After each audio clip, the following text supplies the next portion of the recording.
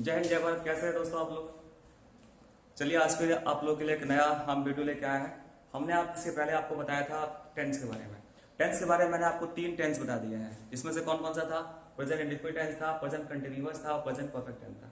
आज हम प्रेजेंट का चौथा पार्ट बता रहे हैं, जिसका नाम होता है प्रेजेंट परफेक्ट कंटिन्यूअस टेंस। ये प्रेजेंट परफेक्ट कंटिन्यूअस टेंस होता है। ये क्या होता है?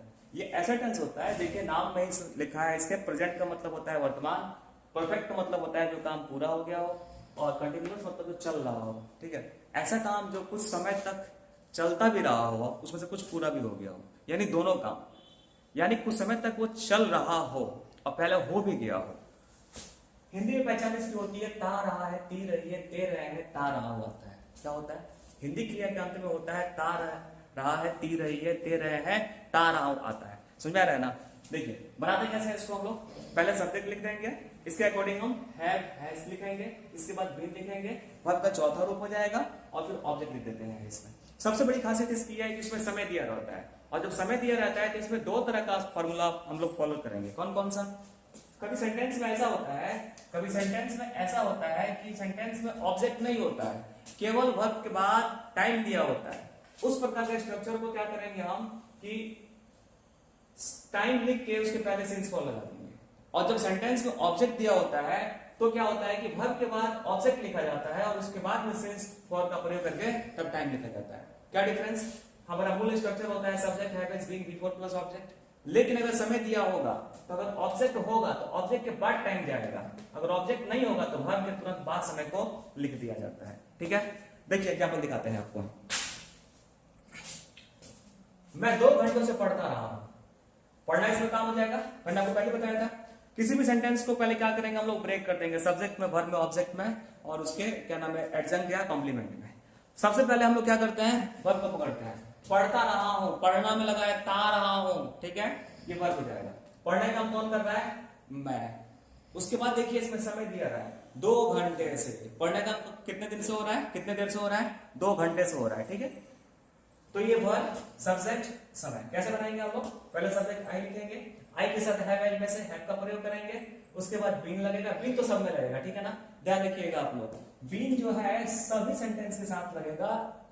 हैव हैज का प्रयोग आपको बताए थे हम। सब्जेक्ट अगर सिंगुलर होगा तो हैज का प्रयोग करेंगे, सब्जेक्ट अगर प्लूरल होगा तो हैव का प्रयोग करेंगे। याद कर लीजिए आप लोग। अगर सब्जेक्ट हमारे पास आई, वी, यू, दे और कोई प्लूरल सब्जेक्ट जैसे कि राम एंड सीता, ठीक है, 2 बॉयज, अगर इस तरह के सब्जेक्ट अगर आते हैं तो हम लोग यहाँ पे हैव का प्रयोग करेंगे। याद कीजिए, इसके पहले बताए थे हम आपको। ये रूल नंबर 1 कहता है।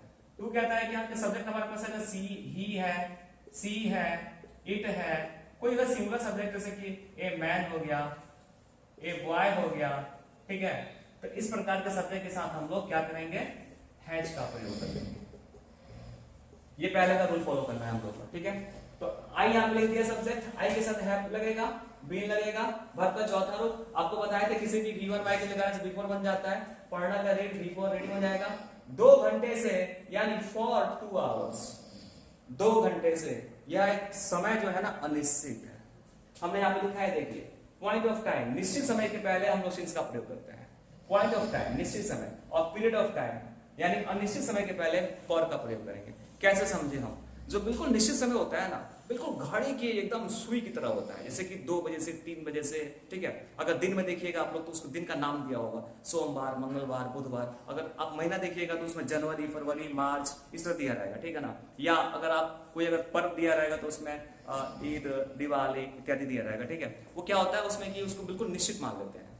लेकिन जब उसको एक अंतराल दिया रहता है, जैसे 2 घंटा, 4 घंटा, 2 दिन, 4 दिन, 2 महीने, 5 महीने, 10 महीने, ठीक है, 6 महीने, ये गैप बता रहा है।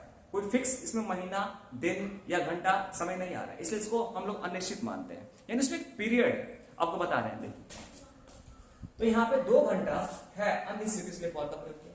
देखिए वह मुझे 2 बजे से बुलाती रही है। बुलाना काम हो जाएगा, इसको वर्ब से इंडिकेट कर दीजिए, ठीक है। बुलाने का कौन कर रहा है? वह कर रही है सी, मुझ पर ऑब्जेक्ट, और समय हो जाएगा 2 बजे, टाइम पता है। सबसे पहले सब्जेक्ट लिख देंगे यहाँ पे, वह बुला रही है मतलब सी, सी के साथ हैज का प्रयोग करेंगे, फिर बीन लगा देंगे, वर्ब का चौथा रूप, बुलाना का अगर कॉल होता है और V1 बाय लगाने से बिफोर बनता है तो कॉल बाय लगा कॉलिंग बना दिया, फिर यहाँ पे देखिए मुझे ऑब्जेक्ट है, यानी ऑब्जेक्ट लिखेंगे हम तो मी हो गया। उसके बाद टाइम लिखना है हमको, तो टाइम लिखेंगे यहाँ पे 2 बजे से। तो अब 2 बजे से है ना, तो ये निश्चित हो गया, इसलिए यहाँ पे सिंस तब 2 o'clock लिखेंगे। यहाँ देखिए 2 घंटे और 2 बजे में अंतर है। 2 घंटा मतलब एक पीरियड अनिश्चित, तो फॉर 2 आवर्स, और 2 बजे एक बिल्कुल पॉइंटेड हो गया, तो सिंस 2 o'clock। यहाँ देखिए फॉर 2 आवर्स और यहाँ पे सिंस 2 o'clock, यहाँ पे बिल्कुल एक पीरियड बतला रहा है और यहाँ पे बिल्कुल एकदम निश्चित समय बता दिया, इसलिए यहाँ पे हम लोग सिंस 2 o'clock और यहाँ पे फॉर 2 आवर्स करेंगे। हम लोग 1.5 वर्षों से विद्यालय आते रहे हैं, आना काम हो जाएगा। आने काम कौन कर रहा है? हम लोग। विद्यालय जगह हो गया, 1.5 वर्षों से समय। पहले सब्जेक्ट लिखेंगे, वी हो गया, वी के साथ हम लोग हैव का प्रयोग करेंगे, बी लगेगा, वर्ब का चौथा रूप, आना वर्ब है, आना का कम, आईएनजी लगा दो, बिफोर बन जाएगा, कम में कमिंग टू स्कूल विद्यालय। और 1.5 वर्षों से ये अंतराल बता रहा है, अंतराल मतलब गैप हो गया इसमें, तो फॉर का यूज करेंगे हम इसमें, फॉर 1.5 ईयर, ठीक है, 1.5 ईयर, इस प्रकार सेंटेंस बनाते हैं। आइए मैं बताता हूं आपको किस प्रकार हम सिंस फॉर का यूज हम लोग करते हैं।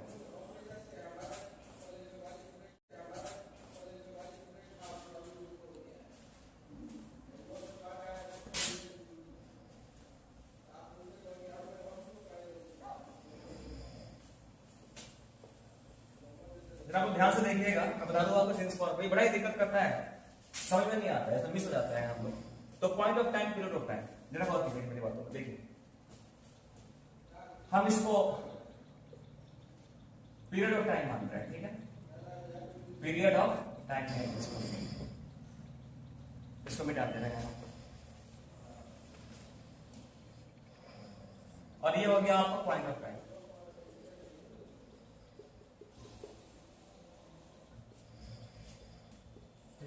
ये आपको हो गया अनिश्चित समय, अनिश्चित समय हो गया ये, और ये हो गया निश्चित समय।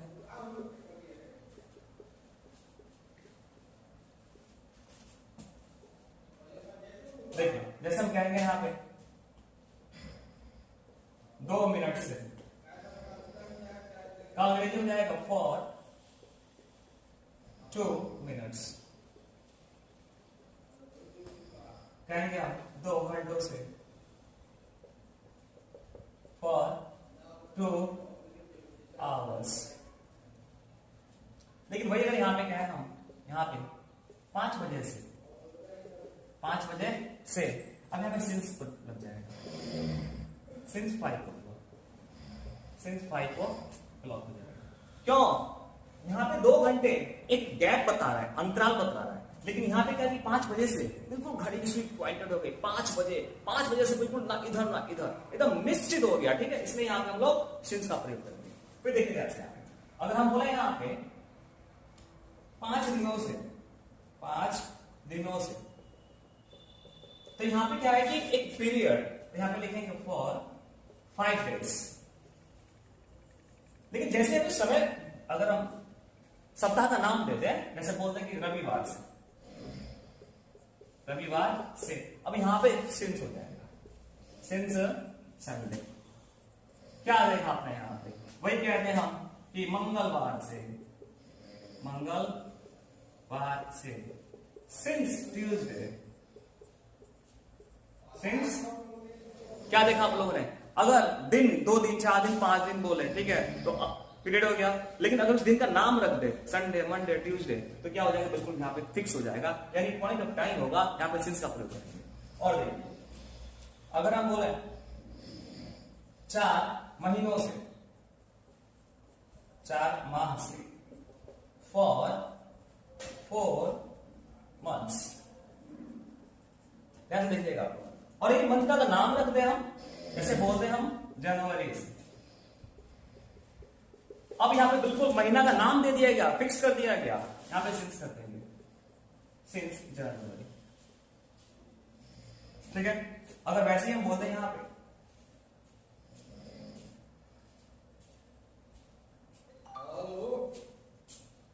कई दिनों से, कई दिनों से, फॉर सेवरल डेज हो जाएगा, फॉर सेवरल डेज हो जाएगा, बिल्कुल अनिश्चित हो गया। लेकिन वैसे यहाँ पे दिन का नाम रख देंगे रवि मंगलवार। फिर यहाँ पे देखिए हम कह देंगे यहाँ पे 6 वर्षों से फॉर 6 months 6 ईयर्स हो जाएगा। लेकिन जैसे अगर यहाँ पे नाम रख देंगे, जैसे कि मान लीजिए 1950 से, तो यहाँ पे पॉइंट ऑफ टाइम हो गया, तो यहाँ पे लिखेंगे हम सिंस 1950। यहाँ पे बीसी कर सकते हैं या एडी कर सकते हैं आफ्टर डेथ। वैसे यहाँ पे अगर लिख देंगे हम कई वर्षों से, तो यहाँ पे बिल्कुल एक बता रहा है पीरियड कई वर्षों का, तो यहाँ पे फिर फॉर का यूज कर देंगे हम लोग, फॉर सेवरल ईयर्स। ठीक है, तो फिर सेवन यहाँ पे लग जाएगा फॉर का प्रयोग। लेकिन अगर वही हम लिखते हैं कि 10 जनवरी 2010 से, अब यहाँ पे क्या बिल्कुल निश्चित कर दिया गया, यहाँ पे टाइम बता दिया गया 10 जनवरी 2010, बिल्कुल फिक्स कर दिया गया समय को। यहाँ पे सिंस करेंगे, लिखेंगे सिंस 10 जनवरी 2010। तो समझ में आ रहा होगा मुझे लग रहा है। अगर यहाँ पे कोई अगर पर्व का नाम रखते हैं, त्योहार का नाम रखते हैं, जैसे मान लीजिए हम यहाँ बोलते हैं होली से, ठीक है, तो यहाँ हो जाएगा सिंस होली। क्या समझा आप लोगों ने?